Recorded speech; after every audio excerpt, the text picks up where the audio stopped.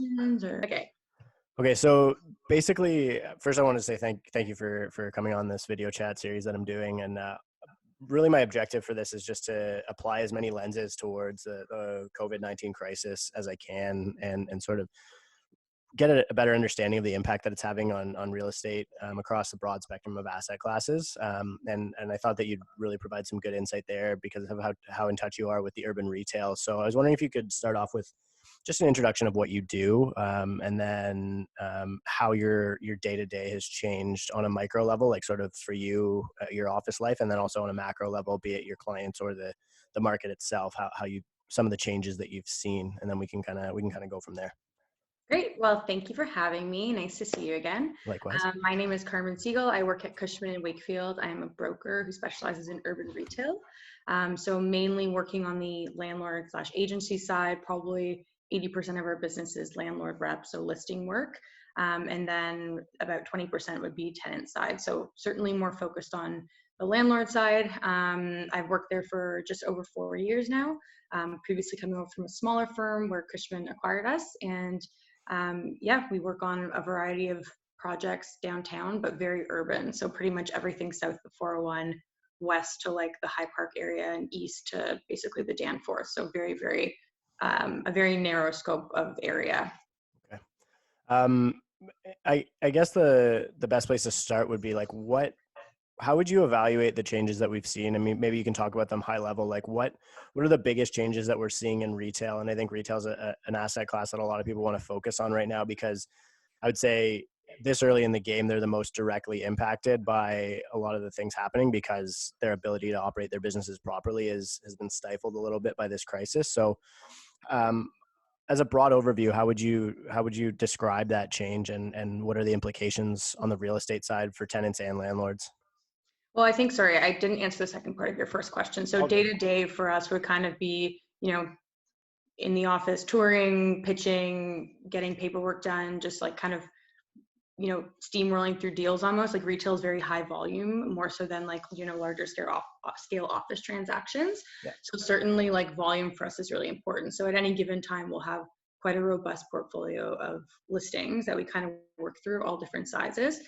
So kind of, not having the volume game that we have going on now is certainly challenging, but we understand that like, a lot of these smaller businesses, it's really their heart and soul that goes into everything. So they're not able to pay their existing rent. They're obviously not going to be opening new locations. So certainly I think April was extremely quiet, and I know it wasn't just me. I talked to a lot of our, other competitors, like friends in the business as well, and business was very, very down. But in the last couple of weeks, it's really actually picked up, which is a bit to my surprise. I thought it was going to take a little bit longer for it to bounce back. But it's been nice. Like this week has actually been, I think, given a lot of the positivity that's come from a lot of the recent, like curves and whatever the government's telling us. Like I think that it's kind of the first couple of weeks that we've seen positive news coming in, whereas before it was so negative all the time. Yeah. So I think it's interesting, like retailers are so resilient. They really bounce back in the second that, there is that positive news, like they're really ready to go. A lot of them are like, I want to get open for business. Like a lot of these guys would love to be open right now, and they're just not allowed to be because of all the government rules. So I think that a lot of stuff is on hold, but I don't think that a lot of stuff is dead, like a lot of the deals going on. But I certainly would agree with you. And I know we were chatting about this the other day, like a lot of the retailers that are just going to be out of the game are guys that were kind of, tipping on the edge of, I've been open for a really long time. Don't know if I want to renew.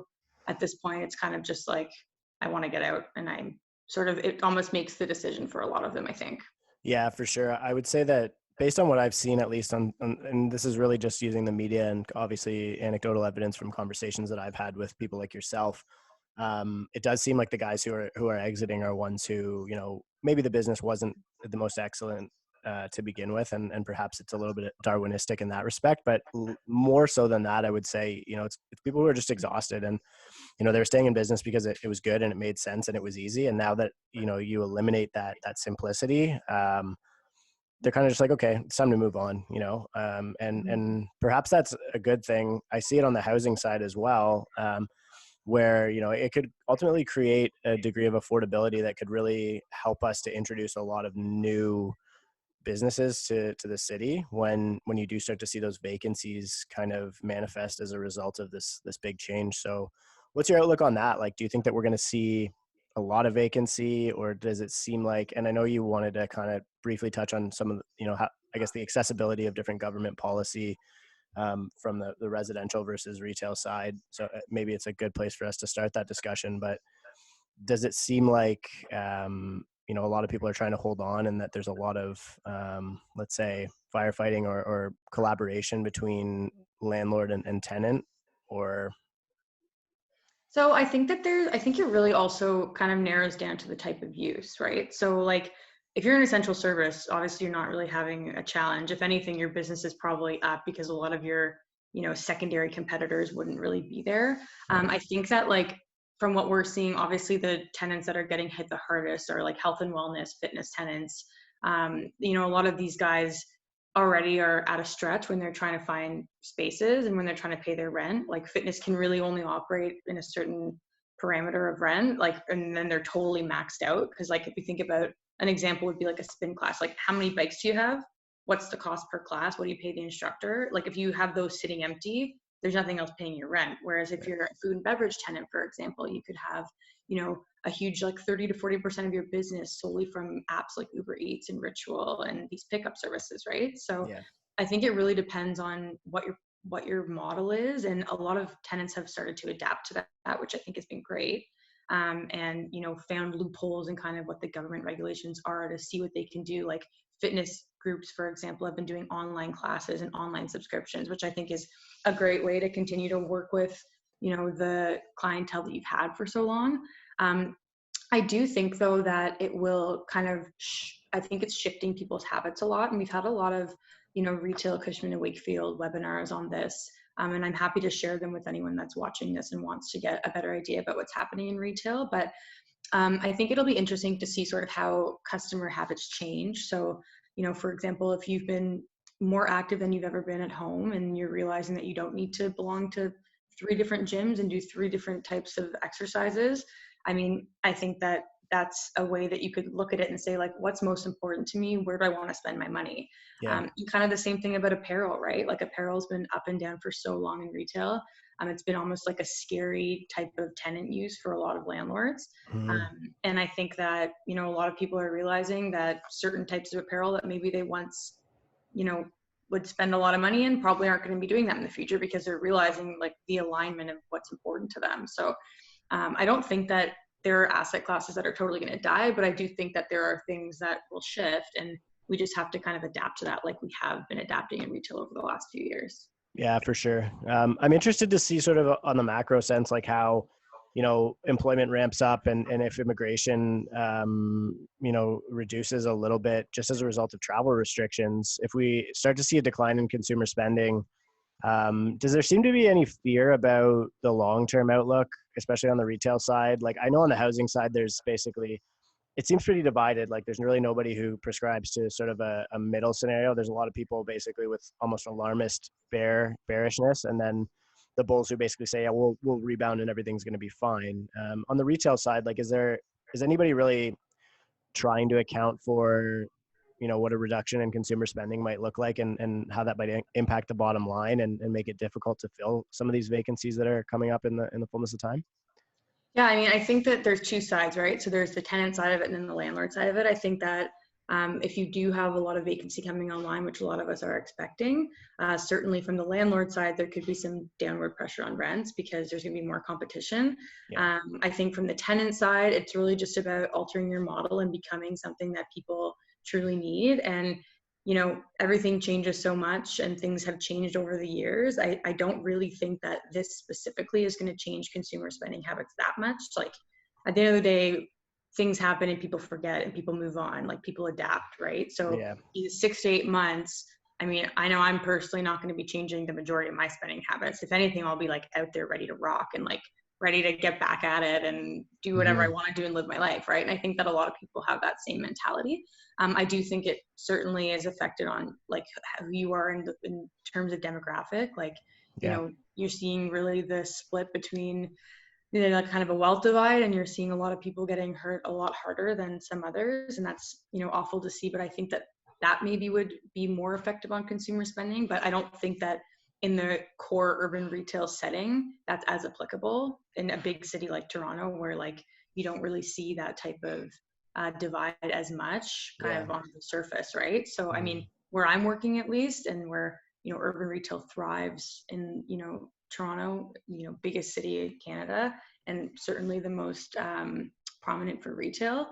We're not super worried in the long term that like everything's going down. I mean, certainly there are implications and there are tenants that'll close and there's spaces that'll come up, but there's also a lot of unbelievable tenants that have really adapted. And Yeah. there's also a lot of really great high streets where landlords are like, you know what, I want this tenant who I've had an amazing relationship to stay here. And we're seeing in a way a lot of really great relationships and bonds being formed between people who are just like, you know what, let's do everything we can to get through this together.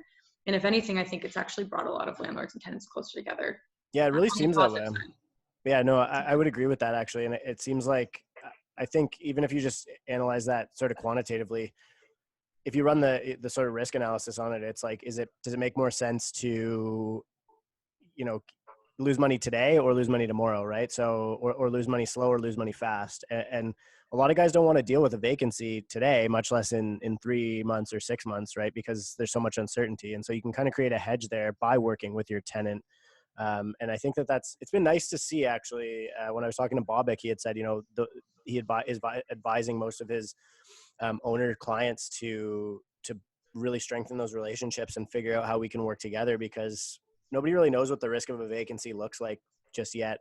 And it really does expose you to a market risk that it's probably not worth having on your books for most people. Yeah, totally. And so and I just to add to that, like I do think that there are situations where it's inevitable that there will be vacancy, right? Like Yeah.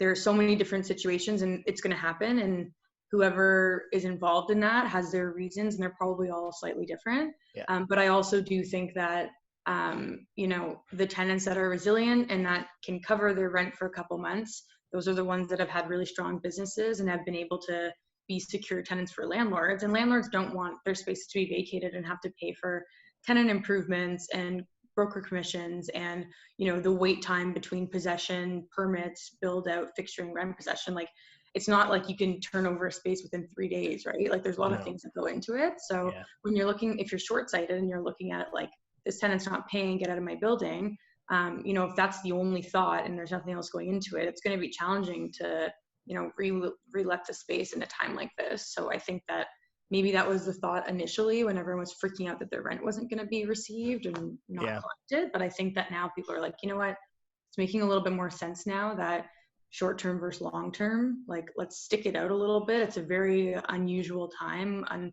no one knows what's going to happen, and let's just kind of work together and see what we can do. Right. I think that on the housing side, especially, and I obviously do a lot of housing analysis because I work with a lot of developers who are bringing Mm-hmm. that product to market. There seems to be a sentiment that, if we do see a correction as a result of this, and I guess correction would kind of keep it in the less than 20% drop in value category, that could ultimately be a socially good thing, because it'll start to erase some of that disparity that you were talking about, like, where you see the big divide in wealth and some people are impacted a lot more. And in such that, like, especially our generation has been so marginalized by prices of real estate accelerating at such a fast pace that, you're already starting to see the volume sort of bottom out, and people are re-entering the market as if this might be their last chance because prices are marginally declining. Do you think that on the retail side, we'll see a similar phenomena in such that, like, a business that might not have been viable because rents were higher, now that, and I'm not even going to make you forecast whether or not you would see retail rental rates coming down, but if a business wasn't viable before and now we see vacancy, increase, do you think that it creates some space for, businesses that might not have been able to operate because they couldn't get a space at a good price or they couldn't get a good location, the right location for their business? Like, on a recovery basis, just following the logic of what the housing market seems to think, it would make sense that it creates a little bit of room for new tenants or new creative and innovative models to kind of get a chance to get into the market where they might not have had that in the past 5 years. Do you think that that's a likely scenario, or do you think that, vacancy and decline is not going to be substantial enough to create opportunity for groups like that? I know that's kind of a No, I loaded think question. definitely like if like there's more vacancy and there's landlords that are looking for tenants, I think that in a way there might, aside from the level of rent and if it's gone down or if it's gone down at all or if it stayed the same, I think that the more vacancy that there is, typically the more open landlords are to exploring new types of tenant uses. That being said, I don't think, and I would never recommend the landlord to just take on a use just to fill the building because there's also risks associated with that when you're looking at security and covenant and like a long-term stable tenant. But I do think that, maybe, we've seen in the past, like Uber, for example, which obviously isn't a, brick and mortar retailer, but was created predominantly during the recession that was once done. Like, I think that a lot of companies are actually created and can be really, really great in STEM in a downtime like this. And I've actually seen a lot of interesting tenant decks kind of flowing around of like almost these like new wave of tenants that are coming up that have kind of decided to surface at this time because they're sort of leveraging the fact that they know that there's going to be a lot of vacancy on the market. Right. And there's also a lot of tenant groups that, were in the market very active and now they're just pushing out their possession dates and they're saying like, we still want the space, we still see ourselves in this market, nothing in our business model has changed. The only thing that we're hoping that you can work with us on is flexibility on possession date, maybe some additional clauses like force majeure based on what type of permit application they can get because all the permit offices are closed, that kind of stuff. Yeah. And landlords have been pretty receptive to that. Like there's no landlord or at least none that, I've had that discussion with that they're like not open to a flexible possession date, right? Because everyone Yeah. understands that it is what it is right now and we kind of just need to be resilient for the time being. Right. Good. But I do think, of course, there's always new opportunities for retailers. Like there's always that awesome new retailer that comes in and does a great job and does a good build out. And I think that there's going to be opportunity for that no matter what. Right. Good. I know we wanted to touch briefly on the support that we're seeing. Like, I think that the multifamily, and there was a report, I can't remember who it was. Maybe, I don't know. I can't remember the article today now, but I'll see if I can pull it up when you're answering the question. But that, a lot of the retail REITs are suffering from lack of payment because tenants are having a hard time. And I think that that's something that was pretty easy to anticipate that we would see. And I think it's also a function of the quality or effectiveness of government policy. And obviously on the multifamily side, it's a lot easier for like just the supply chain of money is a lot easier for the government to get in the hands of a consumer. And I think that obviously they were a little bit slower to get this money, the support systems in place for especially retail. I'm curious as to, is your outlook that as these retail supporting or just small business support systems start to make their way into the economy, we'll sort of see a resurrection where a lot of these tenants who are behind or we're having difficulty, that'll kind of go away. Because everybody, like on the single family tenant side or on the rental tenant, multifamily rental tenant side, people have curb, and so they have income replacement and they can now pay their rent. And I think it was 90% of multifamily tenants were able to make their rents, while this percentage was significantly lower on the retail side. Do you think I guess the big question here is, do you think that the government policy is going to work as planned? And obviously there's a challenge with the fact that some of these businesses, even if they're receiving that money, won't be able to use it because they can't operate. But then, so do you think it's going to work, or do you think that we maybe need to see more support from the government? Well, I mean, I don't necessarily like, I don't like to relate the two together because I think that the way that they've decided to support small businesses has just been so narrow-minded. I mean, they're not realizing that like there's other factors that have gone into opening a business and a small business. And I think that a lot of these larger scale retailers certainly have like larger reserve funds and can kind of, in a lot of cases, they have more leverage over a large portfolio that they have, 5 or 6 or 15 or 20 locations with the same landlord to try and negotiate some type of deal. But if you're an independent urban operator and you have maybe one or two locations or even one, and the landlord that you have is also an independent owner that has maybe 10 to 15 properties or less than that who are managing it day to day. Like you have two independent groups that are both trying to make ends meet and that are both stuck in a tough position. And I think that what's really challenging, what we've seen, is that the government hasn't really given a lot of these types of uses that aren't deemed an essential service the opportunity to rejig their model to be able to operate at a certain capacity, right? So you're seeing these tenant groups that like aren't deemed an essential service that could in fact offer some type of services in the meantime or come up with some type of solution to be open and to be able to cover part of their rent, or even let's just say their additional rent, so that the landlord's not out of pocket on carrying costs. So I think that like the way that it's happened is that they were so quick to send out all the help that they could, but not really realizing that like our economy and our population, especially in a city like Toronto, is so built on these types of small businesses, right? And like on the high streets, for example, a lot of these tenants are thriving, and they're not thriving right now, but they've been thriving for years, and like a month or two might not be that big of a deal to them, and their landlords might be institutional, so it's awful on both ends, but it's not like they're closing up shop for business because the landlord doesn't receive rent 1 month. Whereas some of these independent guys, like if they're not receiving 90% of their full rent, including additional rent, it's not like they have huge funds that can cover them off, and it's not like whatever they're receiving is that substantial to really help them. Like it's something, but it's not helping them long term. So I think that what is happening is that there's like a domino effect where a small business can't pay their rent, and then the landlord's not collecting it, and then they're personally affected, and it kind of goes throughout their portfolios, which actually creates even more damage long term.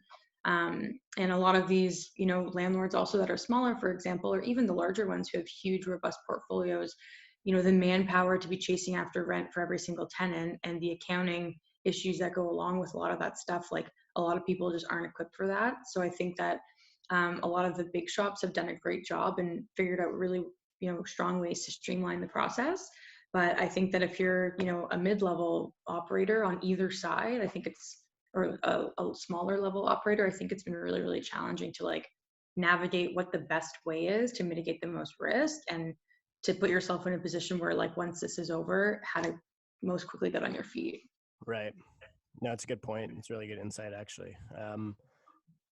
What let's use that sort of as an anecdotal example, sort of on the large scale, and because I think you represent tenants in sort of both classes, and I know we had said we aren't going to use specific examples, but how do you find yourself advising clients, landlords and tenants in this environment, beyond the obvious, and also that you had mentioned, just strengthening those relationships? But is there anything else that any other advice that you find yourself offering that seems to be well received or insightful that you could share with me?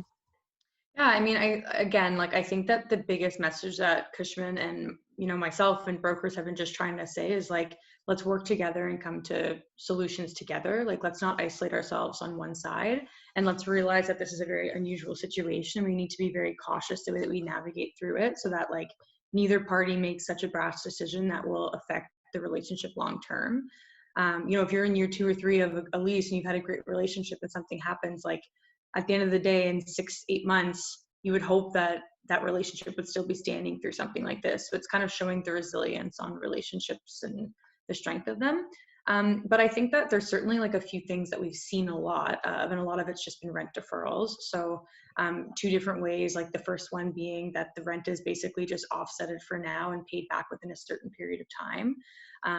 A second version could be that the rent is deferred, but then the term is actually extended by however long that's been deferred for. A couple that I've seen that have been a little bit less common, I think in general, would be, for example, if a landlord's charging if they're holding, let's say, a large scale deposit, like, some landlords will not take any covenant on like a shell company that goes in, but they'll maybe ask for 5 or 6 months rent. They'll actually apply one of those months just to cover their books. And this is more generally what I've noticed on the more independent ownership side. But they'll basically apply that and then give them a certain amount of time to repay that deposit, because effectively it's just cash sitting in the bank. So their books are covered. And then what ends up happening is that, like, in theory, not a ton has changed on their covenant, right? So, but as long as they can pay it back within a certain period of time, like, 3 to 4 months upon them being able to reopen for business, then the landlord is then re-topped up on their security long term as per the lease, and then the tenant, their rent is obviously paid, and then the landlord's books covered. So that was kind of an interesting one that I was discussing with a few people recently. It is. Um, Sorry. Go ahead. Continue. yeah, and then I would say that's pretty much the most common. Like I think that the worst thing that you see is just like I'm not paying rent, or you have to pay me your rent. Like there's always that middle ground that you can find, and I think that that's actually where brokers have been really um, useful in this case, is that like I think that sometimes when you're a broker too, you can be seen as like that middleman that's just trying to like get a deal done, but at the end of the day, like we're here to help and try and navigate this. Like when you're a negotiator, when you're trying to assist, the best thing that you can do is sit both parties down and try and explain each side, and like be almost like the dual devil's advocate and say like, this is how we need to get this done. Yeah. Like we don't want to lose on either side, so let's talk about this. And like I'm here, I mean, not doing many tons of deals right now, so like let me get involved in your in Yeah. your help, your deferral negotiation. Right. I mean, that makes a lot of sense too, and I think that it's a really good place for brokers like us to demonstrate our value, and also demonstrate how important those relationships are to us, right? Uh, Totally. And especially as a retail broker, like we don't want to see all these issues happen and all this vacancy come about and all these right. great businesses close. Like, of course, long term having more vacancy come up is, good in a sense, because there's more product to work with and you can bring in new concepts. But like, we don't want to see the retail in Toronto completely crumbling through something like this. Like, that's our livelihood. That's what we've built up. That's what we love to see. And that's what we thrive on, right? So Yeah. it's Well, and I important think to. that there's a lot more macro, like long-term implications to a lot of small businesses failing. I mean, the government always loves to say that small businesses are the lifeblood of our economy, but they haven't really substantiated that with any massive support yet. And I think that you're really going to see a trickle-down effect. Like, they always say trickle-down economics has proved that it hasn't worked for the past, X number of years, I guess, since it was invented. But I think that we'll certainly see the implication of it on the if it comes to it from a negative perspective. If you start to see a lot of small retailers exiting the space, and then each one has, let's say, 2 to 4 employees that is now exiting and no longer can pay their rent, or he has to go look for another job. And like you said, it's that domino effect, and we can't just keep passing the buck. It's just, where does the buck start for us to be able to rebuild this whole thing?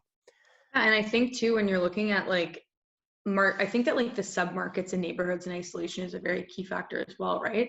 I mean, like you look at the financial core, for example, like once the financial core starts to phase in and be reopened, however they're planning on doing it, like a huge part of commerce that gets done down there is in, the food and beverage establishments, like lunches, dinners, meetings. Like that's such an integrated part of our business and of so many businesses, that I think sometimes what they don't realize is that, the governments don't realize that they're all interconnected, right? So if they're laying off all their staff and then they can't, get open at the same capacity, and then they start folding, then the restaurants at the bases of all these massive office buildings are going to be closed. And where is everyone in the financial core going to go? So, I mean, there's all these little things where like you kind of think about the long-term effect and how it actually affects your day-to-day habits and Yeah. a general, workers' day-to-day habits. And it's not just in the core, but you can see that kind of everywhere, right? Like imagine all of King West was never able to open again. Like where would the entertainment industry be for Toronto long-term? Where would the tourism be? Where would everything be? Like it's all so connected. And I just like, I just struggle with the fact that they're so short-sighted to say like, you have to be completely closed. Like give them some middle ground and give them the ability to shift their model and to bring in some new creative solutions to, get approved.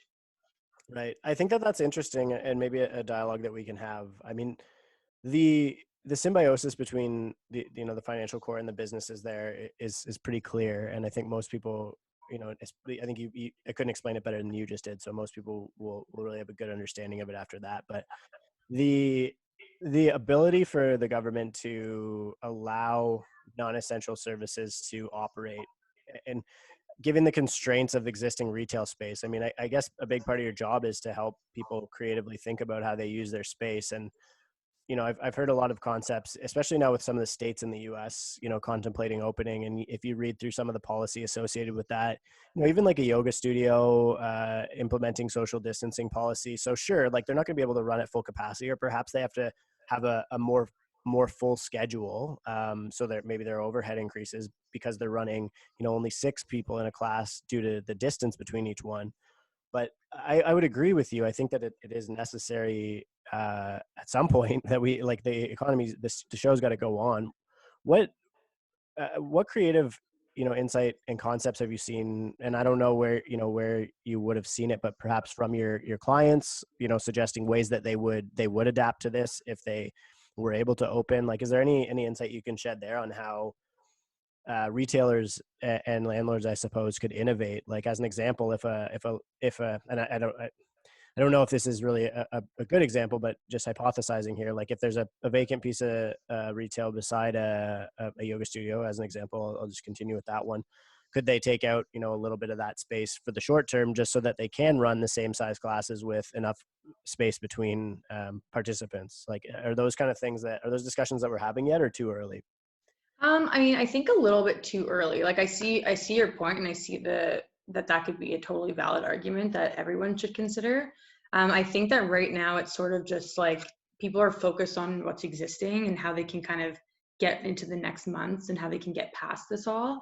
I think that, people are a little bit hesitant even on the tenant side to engage into any new type of contract where, like, even if there is a vacancy next door, if they're not even able to cover their own rent, why are they looking to take on more space? So I think that where I totally understand what you mean, I think that it's still a little bit too early. Also, when you're looking at, like, and again, this is the urban side, right? And I'm sure you could find someone more suitable to talk more like high scale suburban side, because what I do is so urban focused. But it's not like there's so much vacancy downtown that, Or like, space, like, every yoga studio has a space next door that they can just like blow the wall out and yeah, work in. You know what I mean? So for sure. it's a little bit harder to find that, certainly. But um, I think that like a few creative things that I've seen, for example, or like things that I think could be applied. So, for example, a lot of these smaller, grocers that aren't, the large scale ones, but maybe like a specialty meat, like butcher shop, for example, the one that I go to in my area, St. Clair West, for example, is great. Go there, you order online or over the phone, and then they basically have your order there ready for pickup. So I was thinking about, like, how could this be applied to a different type of retailer? So I was looking at a few of the clothing stores next door. And I'm like, in theory, if they had put their product online, or if they already have it online, why couldn't, you know, they have racks of clothing there where someone comes up and they just show them what the product is, and then they put in their order online and take it from there? Like, why isn't that allowed to be open? Like, I get it for really large scale apparel, you know, like fashion tenants, where, like, if you have 10,000 square feet, it's impossible to manage that just from the front door. Yeah. But I mean, if we're trying to help smaller businesses, I think that there should be someone that's sitting there at the city. The city's closed anyways. Like, what's everyone doing? Put them into different types of asset classes and talk, like, how can we get these guys open for business? Like, what is a model that we're comfortable with? Let's look at what the essential services are doing. How can we apply that to different types of retailers? And how can we make it so that, at least 30 to 40% more businesses can be open? Like, there's obviously the businesses that aren't going to open, or that are going to be really challenging, that require a lot of interaction, like, the health and wellness ones. Those are the really challenging ones that I don't know how they would get past that. I mean, I'm dying for a massage and I can't get one. So I don't know, like, how how everyone else is doing. Yeah. But I think that there are certain retailers that should be allowed to be open, right? Yeah. Um, and, like, I mean, I think a lot of it's gone online, which has already been a bit of a trend, but there's always going to be retail. And I get that there's always like that retail apocalypse thing, but in a city like this, like Toronto, any big city, there's always going to be retail. In smaller suburban areas, there's always going to be the main retail malls, the strip plazas, the freestanding pads. It's always going to exist. There won't be a situation where everyone moves online, because people crave that social interaction. That's why food and beverage and boutique fitness has taken off so much in Toronto, because we're downtown, we have small kitchens, we live in condos, we want to go out for dinner every night, or we want to go out for dinner a couple times a week. We want to do fitness classes with our friends that are across the street, around the corner. Like, that will bounce back. But the longer that we're stuck in this spot where we can't let those businesses operate at their capacity, like, the more challenging I think it's going to be to bounce back. So Yeah, I would agree. The longer we let this drag on, I think the more difficult it's going to become to get back to normal. I think that actually the key insight there is that these businesses are small, right? Like the ones that are really suffering and having a harder time and more at risk to shut down. Um, I think that that's really their unique competitive advantage here, is that, they have the agility to be able to implement creativity right away. And they're not operating at scale where you have the risk of thousands of people being in the department store at a time. like these are businesses that could adapt to a curbside model pretty easily. Totally. And they're willing to, like, they want to be open. Like, they're just not giving them the opportunity to be, which is I think the really, really frustrating part. Yeah, no, it is. Is there, before we sign off, because I want to be mindful of your time, is there anything else that you want to add or discuss that you feel that we didn't get to? I just think, like, from a consumer standpoint and from like a personal standpoint, I've been trying to just do what I can to support local businesses. And I think that, like, it's easier said than done. Like, it's so easy to just, and I'm not going to pick out any specific retailer, but it's so easy to drive to like the largest pad site and park and shop and do your thing. But I think there's also something to be said about on the urban side. Like, you have more time on your hands now to go for a nice long walk and maybe go to some of these smaller retailers that are really, really depending on the local communities to support them. And it's been really nice to see that, like, I think social media has taken a good positive stance on that and really started to promote, like, through the BIAs, for example, like businesses to support within that community that it is open, because a lot of people don't know what's open and what's closed and what's essential and what's deemed not essential. Um, so I think, like, just being mindful of that is great, and just honestly just staying positive. Like, I mean, I mean, not necessarily a silver lining to everything being closed, but I think that, like, it is a time to be mindful and to maybe, focus on some things in life that you haven't had the chance to ever do, and maybe, like, realign your goals and your vision for what types of retail is important to you and how you want to, like, alter your life that way. And I know that that's something that I've really been focusing on, is like well-being, like meditation, mindfulness. And like, I think it's going to be really great when everyone gets back and has kind of had this time to reset. So I'm just trying to stay positive, and I think that that's a really great way to do it. And I think that anyone that's feeling super negative and like everything's falling down in retail and everything's closed and nothing's going to ever be the same again just needs to take a breather and realize that it will come back and everyone will be back to normal and we'll all be eventually back to doing our own thing. So just stay positive and happy. I like that. That's really, really good insight. Where can people reach you if they want to get in touch, pick your brain a little bit more, or talk about a space that they might have available, or a space that they're perhaps, or a concept they're perhaps looking for a space for? Yeah, well, if you want to, I mean, I could post my email or phone Yeah, yeah, number on this post, yeah, whatever yeah. Yeah, I works. can put it in the show notes. Yeah, Is there? absolutely. I'm happy to chat. And if you just have general questions about retail as well, or like if you have some clients in your, real estate related business and you have a couple questions about something, I am available. I'm free for the next, 3 to 4 weeks. So Yeah. call me anytime. I'm happy to chat. Okay, awesome. I really appreciate that. I think that you've brought a lot of clarity to an asset class that I think a lot of people really have some serious questions about, and I think that especially a refreshingly positive outlook towards what a recovery scenario would look like, and how we as consumers, but also landlords and business people and brokers can work together to solve these problems together, which is honestly really my main objective for this is to get a better understanding and a better set of information to make informed decisions on, and really try and have some empathy for how everyone is suffering uniquely, and how we can work together to dig our way out of this. I mean, I guess it would be the other way, backfill the hole that we are in. Yeah.